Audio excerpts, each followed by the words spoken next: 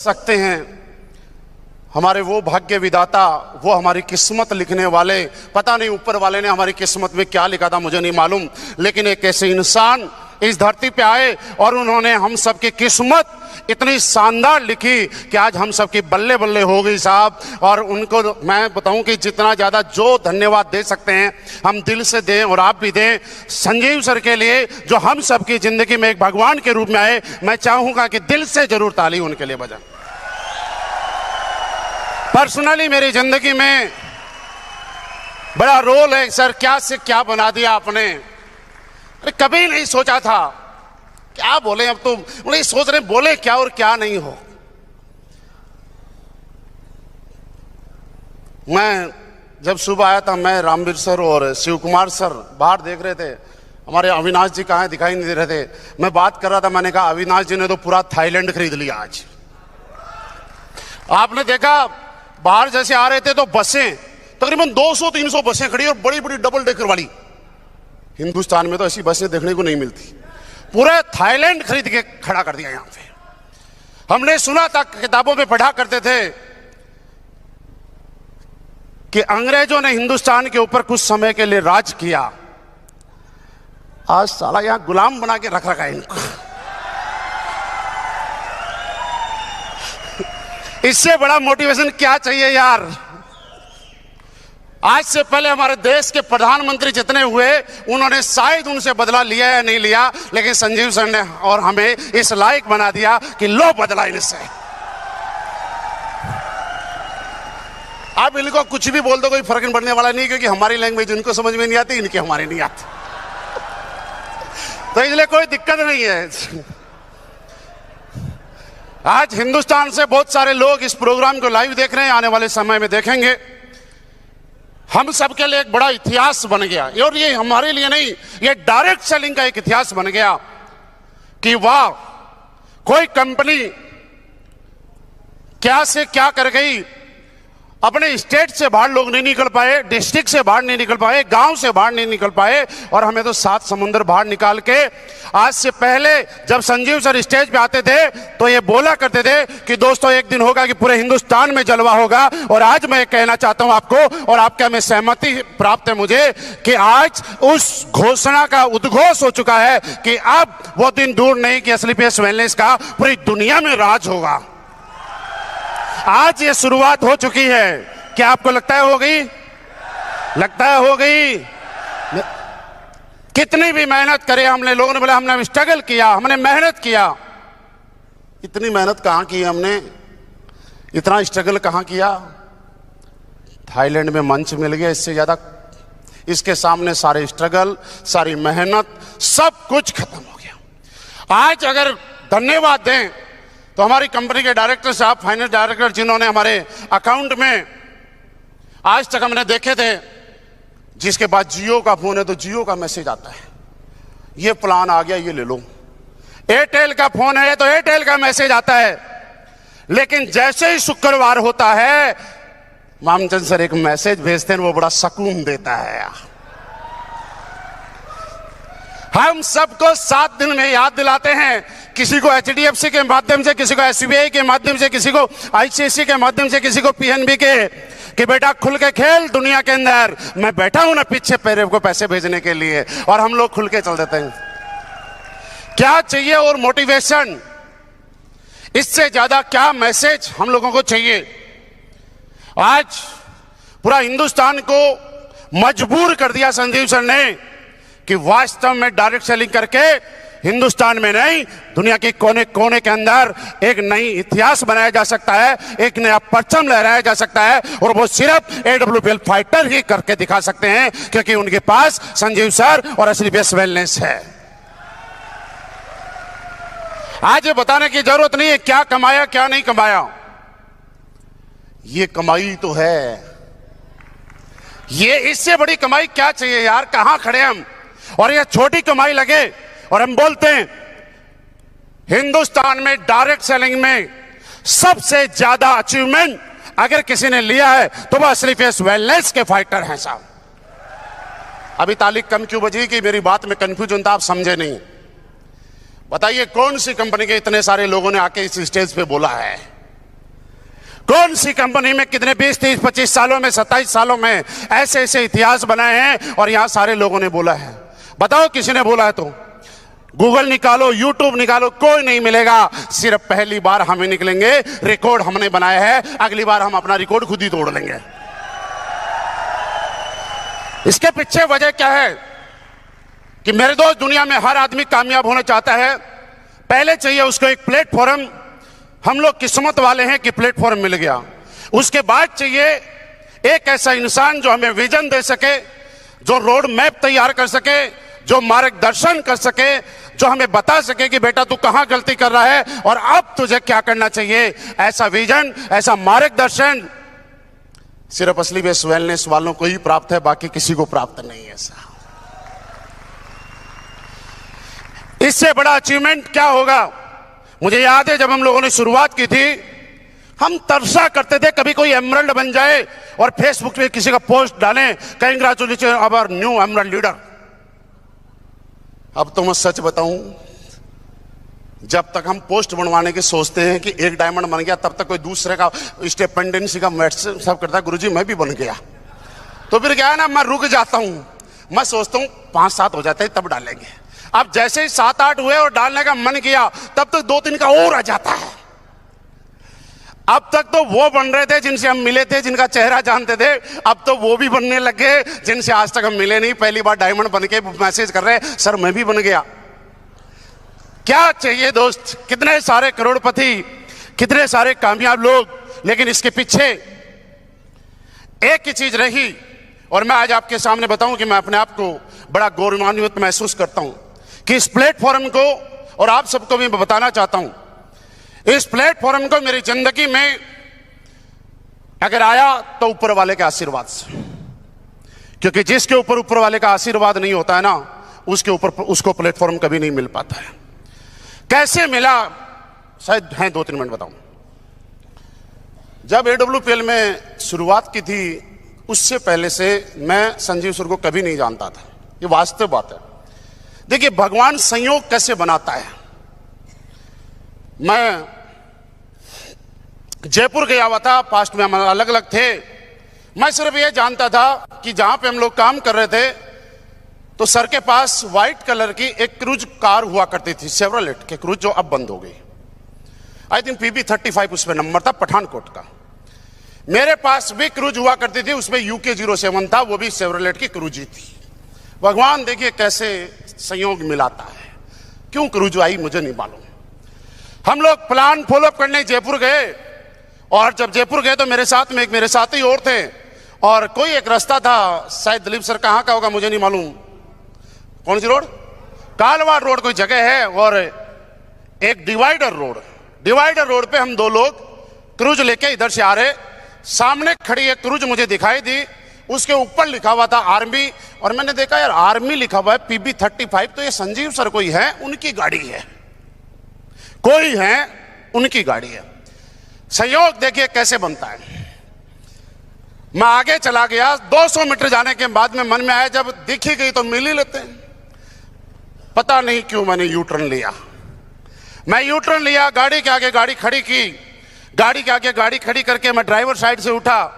जैसे ही मैं उतर के उस गाड़ी की तरफ आता हूं तो सर साइड वहां फाटक खोलते हैं, बाहर निकलते हैं और मेरे तरफ हाथ बढ़ाते हुए बोलते हैं, महिपाल ये पहली मुलाकात थी। सही बोल रहा हूं सर? ये पहली मुलाकात थी, लेकिन उस टाइम असली फेस वेलनेस नहीं थी। मुलाकात थी लेकिन असली फेस वेलनेस नहीं थी। चलिए सर ने बोला कुछ करेंगे, और जब भी मन में आएगा तब करेंगे। मैं फिर बताता हूं कि संयोग कैसे बनता है। कुछ समय के बाद मैं उस टाइम मेरठ में रहा करता था, और एक दिन मैं फिर जयपुर जा रहा हूं। तो जब जयपुर जा रहा हूं तो मोदी नगर के अंदर मैंने शाम को 6-7 बजे, कौन गाड़ी धुलाता है यार, सुबह सुबह सारे गाड़ी धुलाते हैं। अब वो गाड़ी बारिश की वजह से इतनी ज्यादा गंदी हो गई कि मैंने सोचा यार चलती हुई है ना, इतनी महंगी गाड़ी है, 20 लाख रुपए की, चलती हुई गंदी लग रही है, तो ऐसा करते हैं किसी सर्विस सेंटर पे थोड़ा प्रेशर मरवा लेते, धुला लेते हैं। अब जैसे ही मैंने धुलाना शुरू की, 20 मिनट का टाइम लगा, मैं फेसबुक चलाने लग गया।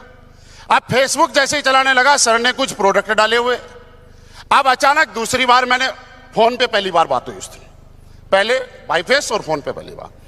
मैंने कहा सर कोई कंपनी वंपनी खोल ली क्या? बोले हाँ, आप कहाँ जा रहे हो? मैंने कहा भाई जयपुर जा रहा हूं। तो बोला एक काम करना, दिल्ली आते हो तो मिल के जाना। चलिए, हम 2 लोग थे, दिल्ली आए। अब जब मैं दिल्ली वेलकम होटल है एक जगह, वहां पहुंचा और मैंने कम से कम 20-25 बार फोन किया होगा, फोन रिसीव नहीं हुआ। मैं बोलता हूं फिर संयोग कैसे बनता है। देखो, मैं चला गया थोड़ा आगे, और आगे जाने के बाद सर का फिर फोन आया कि मैं मीटिंग में था और जब यहां तक आएंगे तो वापिस आ जाओ। जब मैं वापिस आया, आई थिंक कितने दिन बाद की बात है मुझे नहीं मालूम, लेकिन जब वापिस आया तो वापिस आने के बाद वो पहला दिन था कि हम लोगों ने साथ में खाना खाया द्वारका में। आज भी मुझे याद है, अपनी रसोई नाम से एक छोटा सा रेस्टोरेंट है, छोटा सा, उसके बाहर हम लोगों ने खाना खाया, कुछ प्रोडक्ट दिए। बिजनेस की कोई बात नहीं, सर ने बोला ये प्रोडक्ट ले जाओ, आपका नाम मुझे पता है ही, मैं आईडी लगा ही दूंगा, और कभी अगर मन करे तो साथ काम करेंगे, नहीं तो दोस्ती बरकरार। हम जयपुर चले गए, सारी चीजें हो गई। फिर अचानक कुछ समय के बाद, तकरीबन 1 साल या 9-10 महीने हुए होंगे, 9-10 महीने हुए होंगे, हमारी फिर एक बार मुलाकात हुई और मैंने बोला सर क्या करें? मैंने कहा ऐसा करते हैं, नवरात्रे आ रहे हैं तो नवरात्रों में माता रानी का आशीर्वाद लेके शुरुआत करते हैं। अब जब नवरात्रों में लेने के, ये बात मैं क्यों बता रहा हूं, इसका मैसेज दूंगा मैं आपको। जब नवरात्रों में मैंने क्या किया, मैं जम्मू जा रहा था मदन साहब के पास, थर्सडे का दिन था। मेरे घर से, थोड़ा ध्यान से समझना इस बात को, मैं मेरे घर से बैग पैक करके निकलता हूं। मेरठ रेलवे स्टेशन से मेरी ट्रेन थी 5-5:30 बजे। रेलवे स्टेशन से विकास जी कोई ट्रेन चलती है जो जम्मू जाती है, झेलम या वैसा कुछ नाम होगा, शालीमार, बिल्कुल। मैं 5-5:30 बजे घर से निकलता हूं और संयोग देखिए, फिर मेरठ में मेरा घर, घर से ही निकलता हूं और घर से निकलने के बाद मेरठ में ही होटल बुक कर लिया। समझ में आ रहा है किसी को? घर की तरफ से मैं चला गया जम्मू। सर उस दिन रोहतक में थे और मुझे याद है सर 27 एसपी उसी दिन लॉन्च हुआ था। वो दिन था कि 27 एसपी लॉन्च हुआ था। हम लोग, वही होटल था एक, और होटल बुक करके मैं होटल में अपना बैग लेके बैठा हूं। ट्रेन में जो रिजर्वेशन था वो चली गई जम्मू। रात को 3 बजे या 3:30 बजे जब सर वहां से आ रहे थे तो मोदी नगर के आसपास गाड़ी का छोटा सा एक्सीडेंट हो जाता है। वहां पे छोटा मोटा पुलिस केस होता है, तो 1-8 घंटा और लग जाता है। आए, मैंने कहा सर बताइए क्या प्लान है? अब हमें भी नींद आ रही, सर को भी नींद आ रही। अब ना मैं समझ पाया ना सर बता पाए, क्यों नींद आ रही थी ना। वैसे प्लान तो समझ आ रहा था, हम तो वो लेवल वाला जो हिसाब किताब था ना उतना ही जानते थे, कौन से लेवल पे कितना पैसा आता है और एक्स्ट्रा क्या है, बस इससे ज्यादा कुछ नहीं जानते थे। चलिए सुबह निकल गए। उसी दिन फाइनल किया। सर ने मुझे एक सवाल किया, सर शायद आज आपको याद होगा, कि आपकी इतनी बड़ी टीम है, अगर लोग नहीं आए तो? मैंने कहा क्या फर्क पड़ता है, जब मुझे प्लान देना नहीं आता था, जब मुझे फॉलोअप करना नहीं आता था, जब मेरे पास कार नहीं थी, जब मैं पार्ट टाइम था, तब मेरा नेटवर्क बन गया। आज मेरे पास 20 लाख की कार है, आज मुझे प्लान देना आता है, आज मुझे फॉलोअप करना आता है, आज मैं पार्ट टाइम नहीं, मैं फुल टाइम हूं। अगर कोई भी नहीं आए तो दोबारा से एक साम्राज्य खड़ा करके दिखा सकते हैं। मैंने ये बात क्यों बोली, मैं आपको समझाना चाहता हूं क्यों बोली। मैं ये बात ये कहना चाहता हूं कि एक लेवल पे आने के बाद अगर किसी लीडर को लगता है कि बिजनेस मुश्किल है, एमरल्ड बन गया, टोपाज बन गया, रूबी स्टार बन गया, सफायर बन गया, कई लोगों की मुलाकात होती है, बोलते हैं सर बिजनेस डाउन हो गया, कम हो गया, क्या करें? मैं कहता हूं कि जब आप स्लीपियस वेलनेस में आए थे उस दिन आप इम्यूनोडॉग नहीं जानते थे। जब आप स्लीपियस वेलनेस में आए थे तब ना लेवल जानते थे ना कुछ और जानते थे। जब हम स्लीपियस वेलनेस में आए थे तब कुछ नहीं जानते थे। उसके बाद जब हम एमरल्ड बन सकते हैं तो दोबारा से स्टार्ट करके डायमंड भी बन सकते हैं और दोबारा स्टार्ट करके ब्रांड एम्बेसडर भी बन सकते हैं, क्योंकि अब हम सीख चुके हैं। इस बात का मेरा बताने का मकसद ये था दोस्त। मेरे दोस्त, मैं आज आपके सामने हूं तो सिर्फ इसलिए कि मैंने पहले दिन से लेकर आज तक सिर्फ एक चीज पे ध्यान दिया है कि काम करते चलो, काम करते चलो। हर दिन अपने आप को फ्रेशर समझते हुए काम करते चलिएगा, आपको हर दिन इनकम आती रहेगी, आपको इनकम आती रहेगी। और आज पूरे हिंदुस्तान में असली बेस्ट वेलनेस में किसी को नहीं बताना कि जरूरत कि महीने में कितना कमाता हूं, किसी को नहीं बताने की जरूरत कि कितना पैसा कमाया, किसी को बताने की जरूरत नहीं कि हमने कौन कौन सी गाड़ियां ली। ये बताने की जरूरत किसी को नहीं है कि आज असली बेस्ट वेलनेस ही वो कंपनी है जिन्होंने ऐसे ऐसे कीर्तिमान बनाए हैं। आज अगर सबसे कम समय में सबसे ज्यादा करोड़पति पैदा करने वाली कंपनी का नाम है तो एक ही नाम आता है हिंदुस्तान में, असली बेस्ट वेलनेस। सबसे कम समय में अगर सबसे ज्यादा लग्जरी कार अचीवर का नाम आता है तो एक ही कंपनी का नाम आता है जिसका नाम असली बेस्ट वेलनेस है। सबसे कम समय में सबसे ज्यादा लोगों को फॉरेन ट्रिप दिलाने वाली किसी कंपनी का नाम आता है तो एक ही कंपनी है जिसका नाम असली बेस्ट वेलनेस है। सबसे कम समय में। और मैं आपको बताऊं कि बहुत सारे लोग तो इस कंपनी का को पता है क्या किया है, बहुत सारे लोगों के लिए तो एक कर्जा उतारू कंपनी है।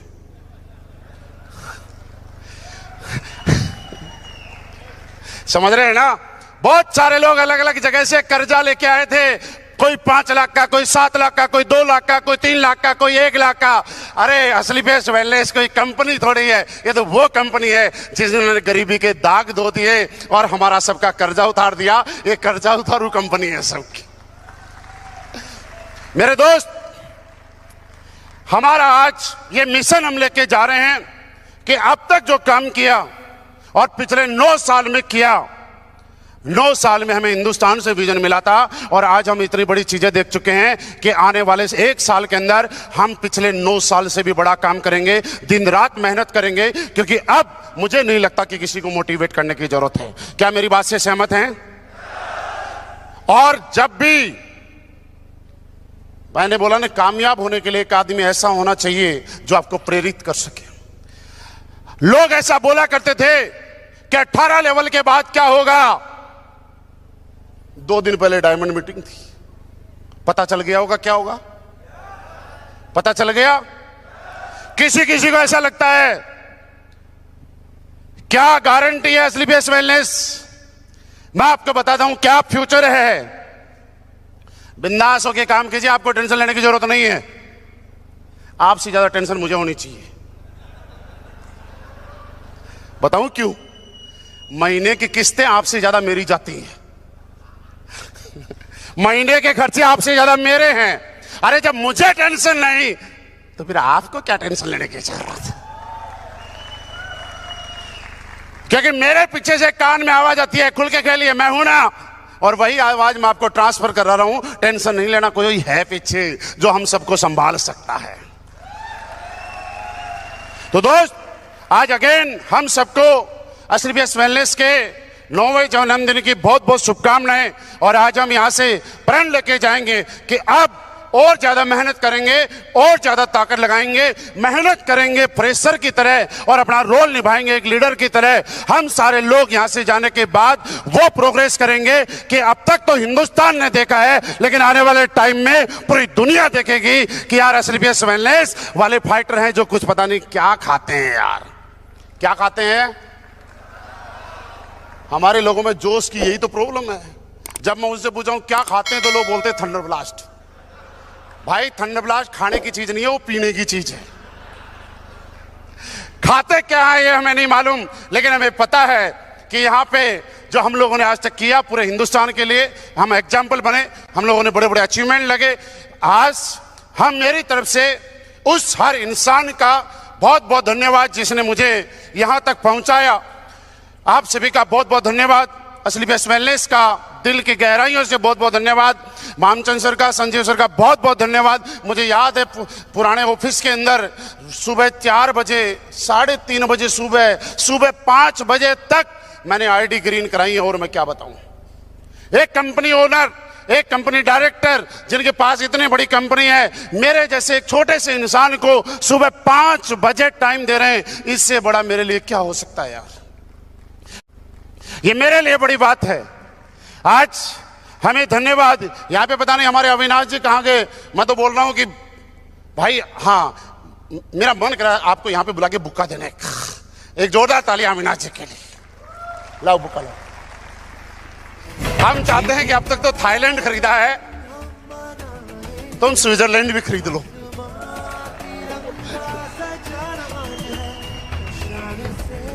अब वास्तव में देखता नहीं, इतनी बसें कहां से लाया होगा, इतनी बसें देख के मैं हजप्रभ रह गया, कहां से लाया होगा।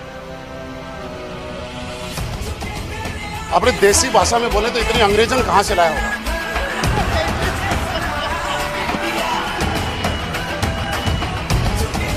भाई मैं चाहता हूं सनी भी स्टेज पे आए, सनी को भी मेरा बुका देने का मन कर रहा है। मैंने आज तक छोटे छोटे बच्चों को खुदकते देखा है, पर इतना भारी भरकम आदमी रोबोट की तरह दौड़ता है पूरी कंपनी में कभी भी। बहुत बहुत धन्यवाद।